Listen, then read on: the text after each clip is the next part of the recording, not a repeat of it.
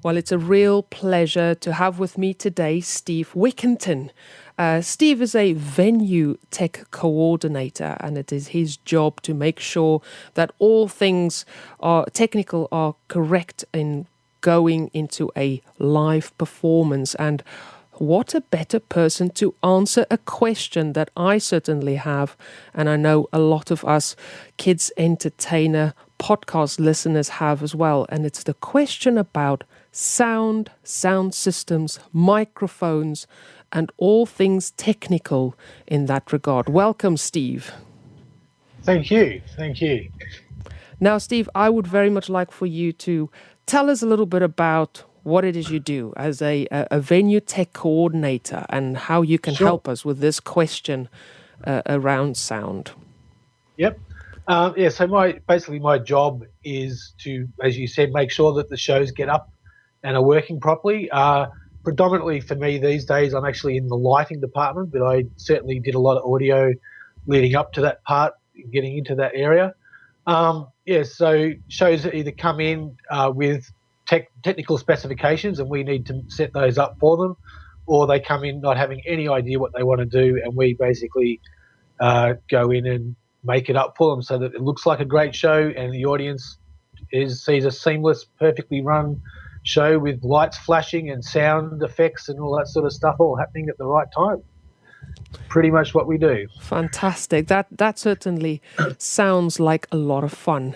And I know, working with sound myself, what a difference that sound system makes in the overall professionalism of the show and the overall experience for the audience. But, just to sort of go back a few steps, I'm going to ask a really simple question, but can you explain a little bit more about what is a PA system? What is a sound system? Sure. So a PA system, which is a public address system, it's essentially, traditionally, it's a electronic means of amplifying a sound so that more people can hear it at once, essentially. It can be anything from a megaphone through to a giant arena sort of style situation. And funnily enough, they're all very, very similar to each other. It doesn't matter how big or small it is. It's all got the same concept about it. And once you can pretty much operate one, you could have a pretty good go at operating any of them, in actual fact. That's actually quite reassuring, because I think, certainly as we go through this few topics we'll be talking about in terms of choosing the right PA system and then throwing in microphones and the different kind of microphones and all of those bits and pieces, knowing that they all sort of work along the same principles, that certainly for me is very reassuring. So what are the kinds of things you need to look out when you are choosing, as an entertainer, if you're choosing a PA system, what do you need to keep in mind? Probably the most important thing is what you're going to use it for. There's no point in buying something that's way under spec. So, a megaphone isn't going to do your average magic show. Oh no, that means I've got to get rid of my rolled up cardboard, do I? The cardboard horn. Yeah, that's not going to. Well, it could cut it, depending on the size of your audience.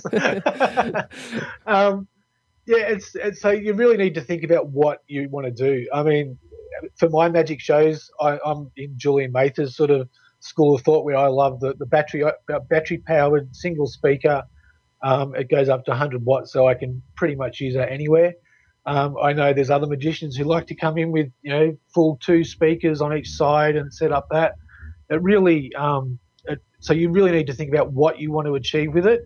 What sort of size audience you're playing to, and whether you're doing outdoor shows or indoor shows. You just need to really concentrate on what you need to use it for, more than what looks best and what everybody else is using. That's a very fair point. I guess it's a good starting point is, like you say, specifying what is the purpose of this, and then work accordingly. I mean, I personally use a fairly large speaker. I couldn't give you the specifications for it, but it certainly does the job for that, what I do.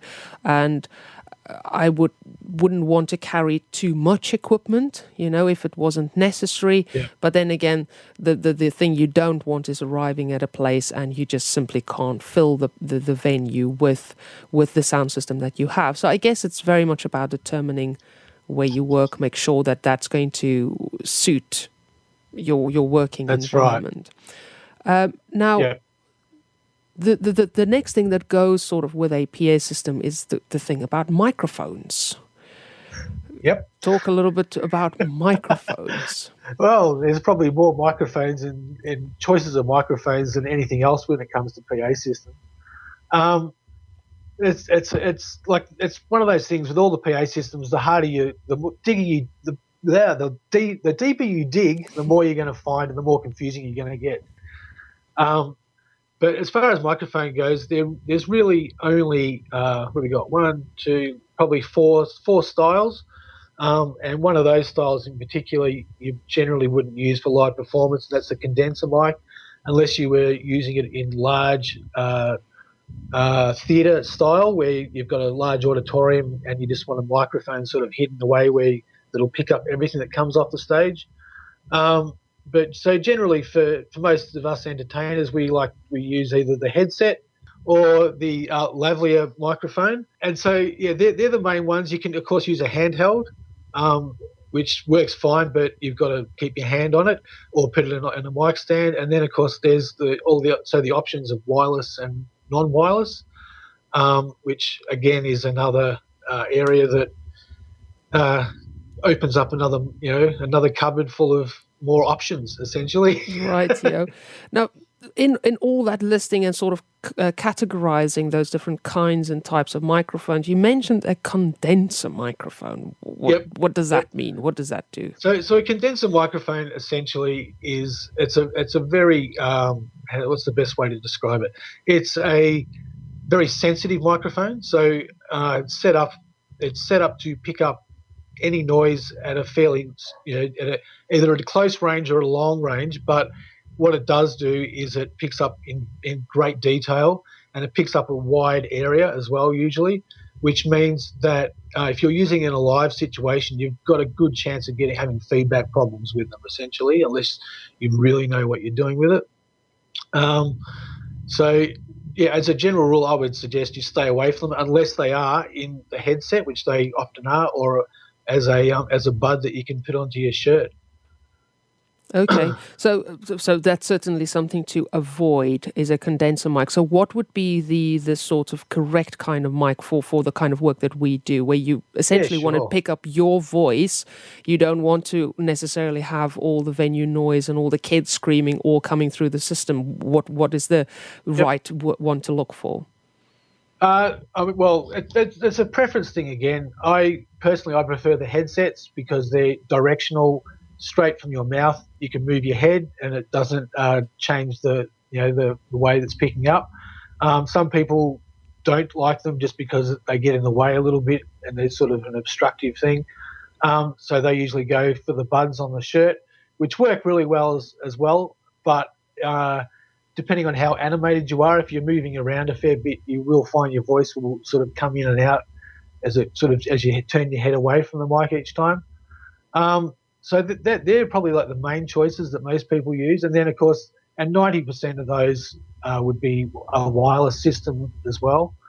And then on top of that, like I said, you can use hand-held microphones, which is like your traditional microphone that you're used to seeing your rock stars using and things like that.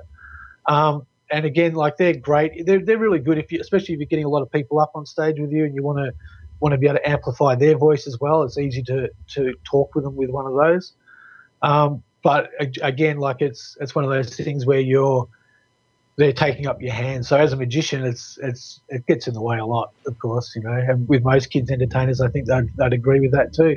Yeah, I've certainly seen and know of people that they use a neck brace, I guess, which is one way to sort of free up your hands, but then using the handheld, but free up your hands so you don't have, having to juggle a microphone with props. That certainly makes things rather tricky. Absolutely. Fantastic. Thank you very much for clearing that up. And certainly most people I've seen work, and myself, I use a headset microphone as well. And then you always get the kid that comes up and they point right at your face and they go, "What's that?"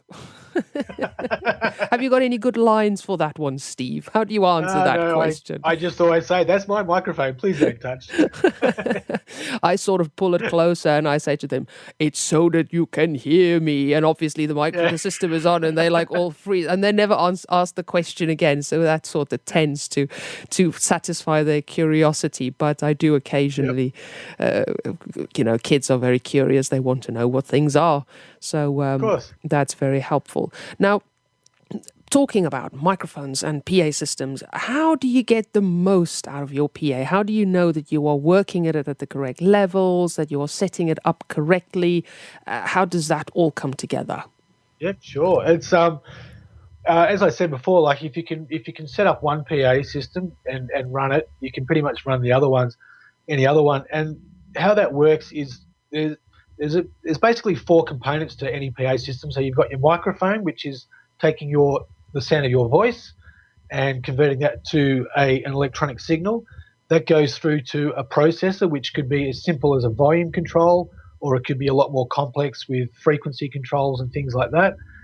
From there, it goes to an amplifier, which basically amplifies the processed sound from the mixer.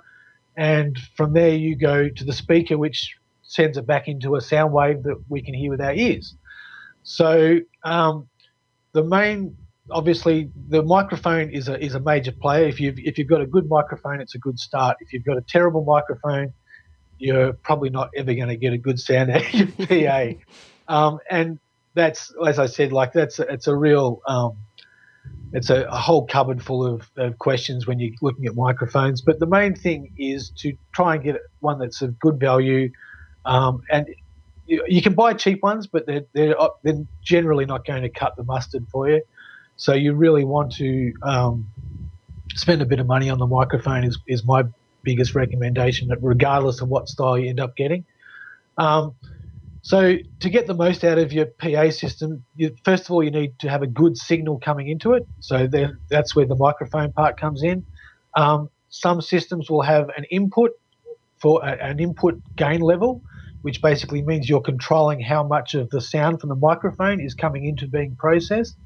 And then there'll be a few different ways of processing it. In there, as I said before, there'll be frequency control of some sort usually, whether it's just a tone control like you'd have on your car stereo, or it could be a whole range of frequency controls that aiming at different spots on the frequency range.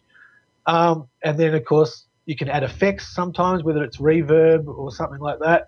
And then there's the output level, which is the amount of the process level you're going to send to the amplifier, essentially. So when you're first setting up a PA, the best thing to do is to begin with is to take everything back to either zero if it's a volume control, and if it's a frequency or an effects. Sorry, if it's an effects, you take it back to zero as well. And if it's a frequency, you take it back to what we call the middle. So it's not adding frequency, it's not adding extra of any particular frequency, and it's not reducing any of our particular frequency. And at that point, that's what we call zeroed. So whenever I walk into a venue, if it's not a venue I normally am at, the audio desk should be always at zero. So it's everything across it is completely zero. And that way you can plug anything into it, and you're not going to get any sounds coming out of it. There's going to be no problems with it at all. Once you've got that, you then work on bringing your input gain up if you have control on it. Now, as a general rule, on a normal PA system, you would bring your input gain up to about 50%. Is sort of just the recommended level, and usually at that point, the theory is that you won't get any feedback. It doesn't matter what you do after that. If it's at 50%, you probably won't get any feedback issues at all. Once you've got that set to about 50%, then you start bringing up your output volume to your amplifier, making sure, of course, that everything's turned on, so that as you're using the microphone, you'll be able to hear that get up to a certain level in volume through the PA system. Once you've got that at approximately the volume you want, you need to make the decision whether the input volume is enough or if it needs to be a little bit more. So essentially, if you take it up to the highest level on the output volume and you still haven't got enough volume that you believe you can get more, you can increase your input volume to try and get more signal through. What essentially that does, though, is it starts to get what we call peaking. So you start to get a red line, which is basically the frequency starting to get squashed, the signal starting to get squashed, which turns it into basically a distorted sound coming into the PA. If you have a distorted sound coming in, as I said before, if you don't have a good input sound, you'll never get a good output sound. So that's sort of the hardest part to balance. Once you've got your input gain and your output gain, so you've got a comfortable level where it's sounding not distorted and it's not feeding back as well, that's when you start to play with your frequencies if you've got the control on that. So basically, as far as frequencies go, the more bottom end, the more muffled it sounds, the more high end or higher frequency, the tinnier sort of metallic sound it gets. And that's also quite often where the high screaming feedback will kick in if you add too much of the high frequencies into your mix. Have I confused you yet? No, not at all. Actually, I'm quite surprised they can follow all of this. And I think that sort of leads us over to a question that I think plagues us all is have you got some tips for when you do hit that sort of horrible feedback that we occasionally experience for when you by accident turn something too high? What are some strategies to cope with those and to get that to Okay, sure. So obviously the first thing is to try and reduce the volume back. So basically what the feedback is, to understand what feedback is, it is the sound, of the microphone, the sound of the PA system getting pushed back through the microphone. So what you're creating is a loop of sound. So that builds up fast, and that basically picks out the frequencies that are traveling the quickest or are the most dominant, and it pushes them out into a continuous sound. So you've just created a loop of sound that goes on forever and ever, which, as you can imagine, it gets louder, it gets amplified louder, it gets louder, it gets amplified louder, and so on. Yeah. So to the point where you have either a screaming, piercing noise or a horrible droning bottom end that just takes over everything. So the first rule is try not to go too loud. The second rule is try not to get the microphone in front of the speaker. I sometimes still do it myself with my magic shows where I walk out to the audience for whatever reason and I'm just up that little bit more than normal, and as I turn around my microphone just grabs the speaker noise and you just get that what sort of noise. So the best thing to do then is immediately just turn your head back and walk away from it however you can. If it's a persistent thing and you can't get rid of it with volume, there's probably like a frequency thing happening in the room. Depending on your system, on how involved it is, you can cut frequencies. But like for most of the small PAs we're limited to either like a high, a mid, and a low, or sometimes even just a tone control. So that's pretty difficult to do in most situations, unless you've got a big PA system with like a 12 or 32 band graphic equalizer where you can actually cut out each frequency separately. You're probably not going to be able to deal with it that way. And then, of course, the trick is knowing what the frequency is that's doing it. And I can't explain it very well. All I know is that over time you learn. Yeah. You can grab pretty quickly. Yeah, I guess so. And I get thank you very much for explaining that so clearly, that sort of loop that gets created and catching that frequency and then amplifying and obviously it getting louder and louder. We all know about this, and it's your worst nightmare, kids clenching their ears, parents jumping out of their seats, and you just going absolutely red, trying to just drastically, reduce this. I just get back to the system as quick as I can, turn everything to zero, sound-wise, to just sort of, okay, let's start again. But some real helpful tips there where you're saying is if you actually face the speaker with your microphone, the best thing to do is turn around. Is there an actual, with that sound wave not connecting, does that barrier... As soon as the mic will stop picking up the sound from the speaker, the feedback will stop. Okay. So similarly, if you have a handheld, if you were to like cover the microphone, would that have a similar effect?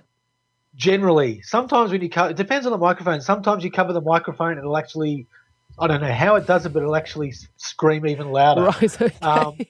Yeah, I'm not sure how that works, but it does with some microphones I've found over the years. But yeah, if you can just get the sound away from the microphone, even if it means if you've got a switch on the microphone, turn it off, or hit the mute button on your transmitter or anything like that you can do.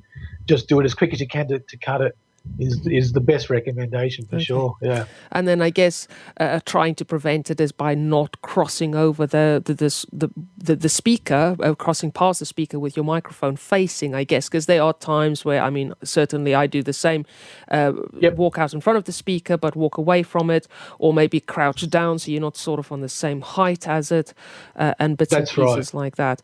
But occasionally it sneaks up on you. I had it happening.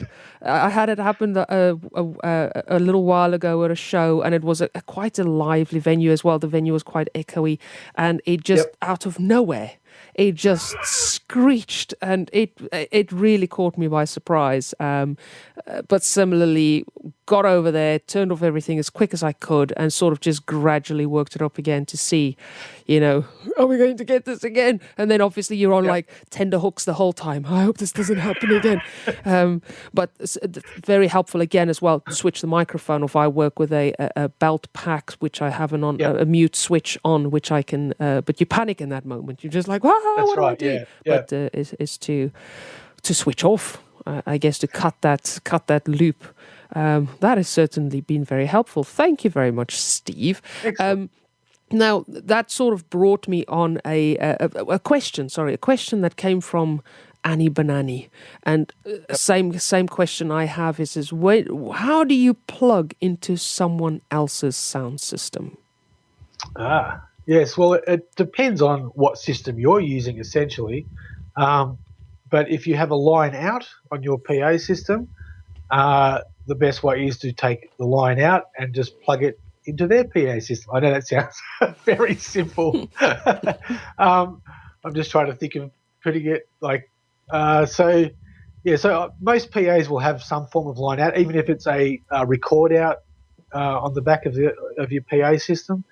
And what you need to do, of course, is find leads that go from that to generally what we would call an XLR, which is it's a earthed audio lead. It's got 3 pins in the back of it. It's basically you can do that. I know with my system that I use for my magic shows, I actually have a DI, which is a direct input box in the back of my cabinet as well, and I have that plugged into my output on my PA system, and then all I need is basically a mic lead plugged straight into my DI from the in-house system, or the festival system as it usually is for me, and that gives them a line straight away. With my system, again, one of the issues I have with it is has a very high gain on the output, and I have no control over that. So when I give it to them, on my DI I have what we call a pad, which basically cuts the gain by 6 decibel, I think it is, or something like that. But when I give it to the audio engineer at the festival, I always say to them, you need to pad it because I know it's a really high gain, and most guys will get that. And if you don't tell them, they work it out very quickly anyway. Yeah. As I was saying before about the high input gain, if you had a microphone with a high input gain, you need to keep it fairly low. Otherwise, it starts boxing the frequency, which makes it sound distorted. That's basically what happens with my system when I put it into an in-house system, unless we put the pads on it. Right. Yeah. Does that confuse you again? It does a little bit, and I guess there's that element where what you've pretty much nailed on the head is you have little to no control over. For me, that's quite frightening. I need to know exactly that I can boost and turn down as and when I need to, and I guess that's probably certainly personally my reluctance is I'll just use my own, but there have been times where it would have been more beneficial for me to use maybe a more substantial sound system in a bigger hall. But I guess, like you say, it depends on what you have, but it works on the principle of is it a line in to their line out? Is that it's a line out? It's a line out to their line in. Okay, the other way around. So it's your line out. So it's out of yours into theirs and out of their speaker system, essentially. Yeah. Right. Okay. Yeah. And I'm sort of in the same boat with you, where I like to have as much control as possible. So that's with my system. I still use my system, so I have it on stage with me, and I can be at a festival with 500 people, which I know is not going to cut it all the way to the back, but I know I can get to the kids at the front, which is probably the most important part for my show. Then I give the other guys the line out to their system, which will get it to the back. And I sort of have that theory. If they mess it up, at least the kids are still going to hear it from me. Fair enough. That sounds like a fail-safe, really. So that's right. That's how I look at it. Yeah. Well, certainly, I guess if you have the time at a venue or a gig, and you have the time to mess around with these kind of things, that may be beneficial. Certainly for me, I have most of the time gone for no, it's okay. I've got my system. I know how it works, and I'll stick with that. But that's been very helpful. So out of mine, into theirs. Got it. That's right. Okay. Yep. Then another question really on some tips. This is going back to a question we sort of touched on a little bit earlier, or I sort of mentioned it, is around a venue. If you get a particularly, I believe the sort of correct terminology for this is a live venue. I refer to it to an echoey venue, where you go somewhere, there's 4 walls, a concrete floor, massively high ceiling, and it's just noise everywhere. What do you do? But there's not a lot you can do, unfortunately. The best depends on what you're doing, but one of the best things is to actually just bring the volume down. What happens when you're in that situation is you're amplifying a noise which is bouncing off all the walls and coming back to you at all these different angles. So it starts to echo, and so by reducing the output volume on your amplifier, even though the kids can't hear it as loudly from you, they're still actually hearing it because it's still bouncing off the walls and coming back to them. It's sort of like placing a speaker inside a large wooden box. It will sound louder than if you take it out of that box and just have it sitting on the grass next to you. So the best thing you can do is actually turn it down, and just hope that everybody can still hear you. You obviously you need to amplify it to a point, but if you can keep it as low as you can while everybody can still hear it, that's the best you can possibly do in those situations. Sometimes pointing into a corner will help because it'll actually push the sound back in a slightly different way, but it's not guaranteed, and it really depends on if there are any curtains or things like that can possibly absorb. So it's acoustics are a very tricky thing if you have no idea about them. It's a bit like playing pool or playing snooker. You need to be able to bounce the balls the right way off the corners and things like that. So that's sort of one way of thinking about it. Actually, is if you're finding the sounds coming back at you from a certain area, try and just sort of aim the speakers a slightly different way and see if it fixes it too. That's very useful. That it almost sounds counterintuitive. So it's so noisy you can't hear it. So instead of turning it up, you're actually making it worse by using the bouncy surfaces to use that as part of your amplifying. So turn the system down and use the other surfaces to amplify that for you. And that's the best of a worse situation, but certainly angling it into a corner sounds a very good strategy as well. Something I've sort of always tried to do, I don't know if this has got any merit, I'm going to ask you now, is if you were to have a sort of rectangular shape venue, are you better playing into sort of the shorter length, or are you better going into the depth of the venue? which would be the better option? It varies. That's an interesting one. And again, it depends on how the sound's coming back to you and how it. I'm just trying to think. It's if you're playing to the long end of the hall, and the sound is coming back from there, it's going to come back at a later point. So it is going to sound more echoey, possibly. So if you go to the smaller end, hopefully it would come back quicker, which would just sound a little bit like not quite as bad. Was how I would imagine. I've never, to be honest, I've never really thought about it. But that's an interesting point. It probably would be better to play to the shorter wall, to the closest wall. Okay, as a general rule, I've always worked in that way, where I would set up to the width of the wall rather than the length, and it's great to in theory to hear that would be the better setup for the sound as well, specifically if you have a noisy kind of venue. I guess the other thing there as well is with the kind of systems we use, they tend to maybe play to 100 people, and if you've got a fairly large venue and you play into the length, you are less likely to reach all the way to the back of that room. That is the other thing. Yeah. So it's by using that shorter distance, you're more likely to fill that space with sound. Am I correct? Yeah, for sure. And there's the other issue that we often have with the parents talking, or sort of huddling in a corner, and of course in a live room that can override a PA system very quickly. Very much so. And you really want to turn up more and more, but it just sort of becomes like a battle of noise in the end. Yeah. Yeah. Certainly a strategy that I have used is when I do get a lively hall, I make the parents aware of that. I say to them, this is a noisy place. If you talk, they can't hear me, and we're just going to end up with a big noise. So I really plead for their silence. And most of the time it's successful, but there are those times where you eventually just end up battling with noise, and it makes it tricky for the kids to hear, and just an all-round unpleasant experience for all involved. But it certainly, I'm sure that most of us can resonate with it. I've had that. So, but there's some good strategies. Turning the sound down, place it into a corner, play those sort of shorter width of the room rather than the length of the room, and sort of condense the area that you use your sound to get the maximum out of your system. And also looking for fabric that, like curtains, will absorb sound.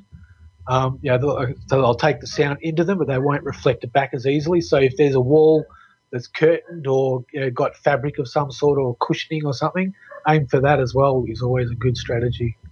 Fantastic. So those are certainly some things to keep in mind. If you enter a hall, have a look and see how you can use it best, keeping your sound in mind as well. Now, something that might be of use, Steve, is if using a sound system as part of your performance, what would be a good setup procedure? How would you go about that? Getting it all ready for your performance. The way I do it actually is I have it. Mine's already pre-prepared, so I have all my controls set to what I call my standard, which is because I'm a birthday party magician and we're in Australia. So we're going into people's lounge rooms or into their backyards to do these shows. And so I have my PA is basically set at a level that is probably 80% of the time correct for that sort of situation. So when I walk into my show, I turn my PA on and I'm ready to go. Obviously, I know that you and Ken do it slightly differently, and I'm sure there's others that have it, but I think one of the best things you can do is find what is like an average sort of setting and mark it on your PA, whether it's with white texture, label everything as big as you can so that you can see what you need to do if something does go wrong, or if you're trying to get something happening. You can do it really quickly. As an audio engineer in theatre, and I used to also do live bands and do PAs up and down the coast of Australia. Everything was marked to to the idiot proof basically. So you would just turn up at the next venue and you knew what lead had to be plugged into where, because yellow went where the yellow one is meant to go, and the red one goes where the red one's meant to go, and you turn that knob to that point where it's got the white line matching the white line. And then once you've got that, you can then fine tune it. So if it's a bigger venue, you can tweak it up a little bit. If it's a noisy venue, you might want to take it down a little bit, as we were just saying. But yeah, that's my best recommendation for anybody who's using a PA, is to be competent enough to know that when you've got it set to the right way, keep it and mark it out so you know it's always going to be there if you need it again. That's a really helpful tip, because on the odd occasion, I know my system very well. I can set it all up, eyes closed. But there's been the odd time where you had like a moment of distraction and you've put a lead into something, you turn the sound system up and there's nothing. Yep. And then it's panic. It's like, why am I not getting sound? And then you have a look and you go, got this lead in the wrong thing. That's right. And by having a red ribbon around this and a red sticker there, it just puts, those panicky moments which you really don't need when you arrive at a gig. No. That's a really helpful tip. Color code, sticker, idiot proof it for yourself for those moments where you do go blank. That's very, very helpful. Thank you for sharing that. And I find even with my system, because it's in a cupboard, and sometimes I will just think that I've tweaked the volume up a little bit, and then I look and it's like, nope, that wasn't the right knob, because I wasn't looking. And and it's dark down there. I wear glasses, but I don't wear them when I'm doing magic shows. So, it's sort of all that sort of stuff. I have to be like, yep, I can just look at mine and go, that's the one I want to do now. Very, very good point. Thank you so much. And then the last, something I want to sort of a little bit away from the sound system and everything like that. Steve, thank you so much for all of that. It certainly has answered a lot of questions for me, and I'm sure for our podcast, for our Kids Entertainer podcast listeners as well. And this is the thing I want to talk to you about is your Going Pro blog on the Kids Entertainer Hub website. It's a very interesting journey. Very briefly, sort of share with us where you are on your journey at the moment. We'll include a link in the show notes as well, where people can go and have a sort of a catch up to where we are at the moment. Share a little bit about that. So I'm on my way to going full time as a magician, which is sort of funny that we're sitting here talking about my other job, really. But so at the moment, I've actually just reduced my hours back to 3 days, and I'm really focused on going full time with the magic stuff. It's a bit harrowing sometimes, and I actually after I reduced my hours, I actually found myself in this strange situation where I relaxed and sort of became very complacent with the magic business.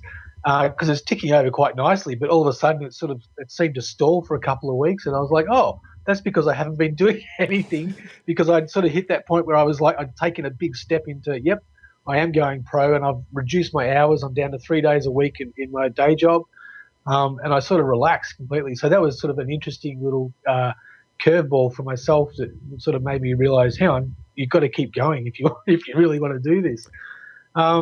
So it's very exciting, and so I'm writing the blog on Going Pro on the Kids Entertainment Hub, which is also very exciting. I actually find I often write those articles, and then by the time they get actually up there, I'm looking at them going, oh, that was so long ago now.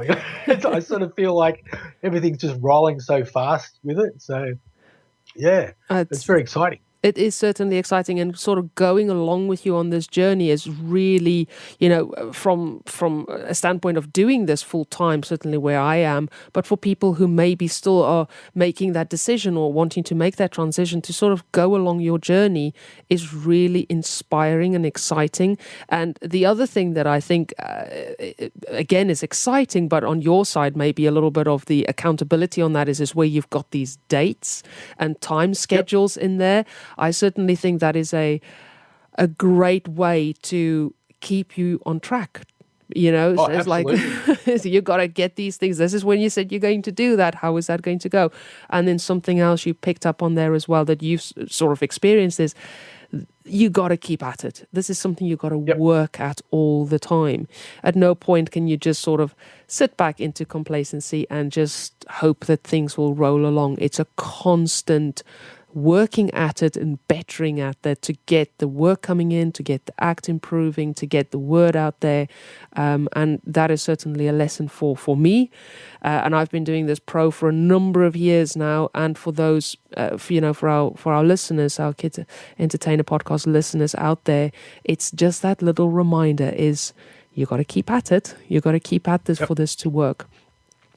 It's so true. Very much, Steve. And then in closing, thank you so much for your time, for your expertise, your knowledge.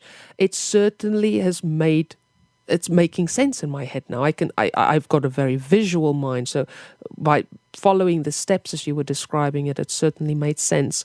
And I'm very excited to share with our listeners that all of that what we've spoken about and all the things you've shared, you have got available as a PDF document that we will include in the show notes for people to download as well, so they can reference all the points that we covered today. So just a catch up. So what is a PA system? The things to consider when you choose a PA system, microphones, the different kinds of microphones, how to get the most out of your PA system, a setup procedure. All these things included in that PDF document. Steve, thank you so much. It's been great having you on the Kids Entertainer podcast today.